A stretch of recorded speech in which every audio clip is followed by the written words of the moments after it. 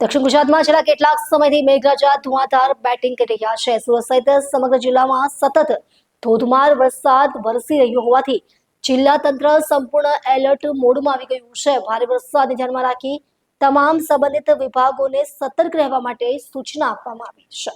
સુરત જિલ્લા કલેક્ટર તેજસ પરમારે જણાવ્યું હતું કે કોઈ પણ આપત્તિજનક પરિસ્થિતિનો સામનો કરવા માટે એનડીઆરએફ, એસડીઆરએફ, ફાયર બ્રિગેડ તેમજ અન્ય ઇમરજન્સી રિસ્પોન્સ ટીમોને આગામી 24 કલાક માટે સ્ટેન્ડ બાય પર રાખવામાં આવી છે. તમામ વિભાગો વચ્ચે સતત સંકલન રાખીને પરિસ્થિતિ પર નજીકથી નજર રાખવામાં આવી રહી છે. કલેક્ટરે વધુમાં જણાવ્યું કે હાલમાં જિલ્લામાં ક્યાંય પૂર જેવી સ્થિતિ સર્જાઈ નથી. તેમ છતાં નદીઓ, ડેમો અને જળાશયોના જળસ્તર પર સતત નજર રાખવામાં આવી રહી છે અને જરૂરી પડે તો તાત્કાલિક પગલાં લેવા માટે પણ તંત્ર સંપૂર્ણ તૈયાર છે.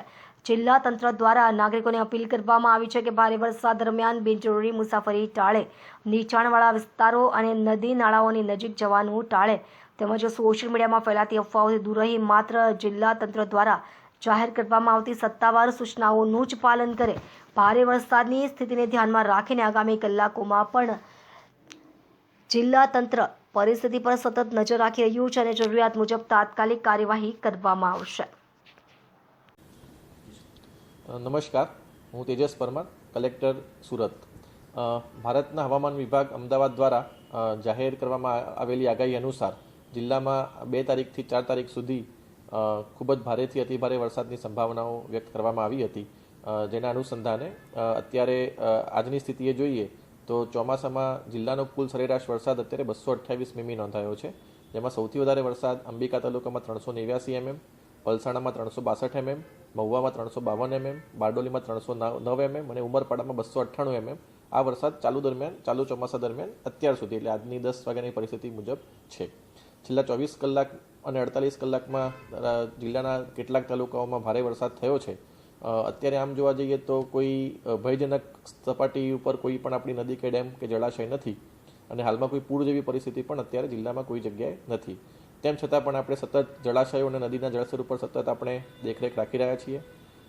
કેટલાક નીચાણવાળા વિસ્તારોમાં પાણી ભરાવાની ફરિયાદ સ્થિતિ સર્જાઈ હતી, જેના ઉપર પણ અત્યારે અલગ અલગ સંબંધિત વિભાગ દ્વારા તેના માટેની કામગીરી કરવામાં આવેલી છે. હજુ સુધી કોઈના સ્થળાંતરની જરૂર આપણને પડી નથી. કેટલાક કાચા મકાનોને નુકસાન થયું છે, એ સિવાય કોઈ જાનહાનિ મોટી કે વ્યાપક નુકસાનનું નોંધાયેલ નથી. તૈયારીની વાત કરીએ તો જિલ્લા ઇમરજન્સી ઓપરેશન સેન્ટર આપણું 24/7 કાર્યરત છે. તમામ તાલુકાના કંટ્રોલ રૂમ પણ કાર્યરત છે. એ સિવાય સુરત મહાનગરપાલિકાનો ફાયર વિભાગ, કામરેજનું ERC સેન્ટર તેમજ તમામ નગરપાલિકાઓના ફાયર વિભાગ પણ બચાવ અને રાહતની કામગીરી માટે સંપૂર્ણ સુસજ્જ છે. તમામ લાઇન વિભાગ, R&B, વીજળી વિભાગ, સિંચાઈ તમામ સાથે અત્યારે સતત સંકલન રાખવામાં આવી રહ્યું છે અને જરૂરિયાત મુજબ જો જરૂર પડે તો તાત્કાલિક પ્રતિસાદ માટે અધિકારીઓની કોન્ટેક્ટ ડાયરેક્ટરી પણ તૈયાર રાખવામાં આવેલ છે. હું સુરતના તમામ નાગરિકજનોને વિનંતી કરું છું કે હવામાન વિભાગની આગાહી અને જિલ્લા વહીવટીતંત્રની સૂચનાઓનું પાલન કરે. ભારે વરસાદ દરમિયાન બિનજરૂરી મુસાફરી ટાળે. નદી, નાળા, કોઝવે અને પાણી ભરાયેલા માર્ગો પાર કરવાનો પ્રયત્ન ન કરે અને અફવાઓથી ખાસ કરીને દૂર રહે અને સત્તાવાર માહિતી ઉપર જ વિશ્વાસ રાખે. અને કોઈ પણ ઇમરજન્સી કે મુશ્કેલી હોય તો જિલ્લા કંટ્રોલ રૂમ અથવા સ્થાનિક તંત્રનો તાત્કાલિક સંપર્ક કરે. સુરત ડિસ્ટ્રિક્ટનો જે હેલ્પલાઇન નંબર છે એ 1077 છે, જે ઇમરજન્સી સિચ્યુએશન માટે આપણે યુઝ કરી શકીએ છીએ.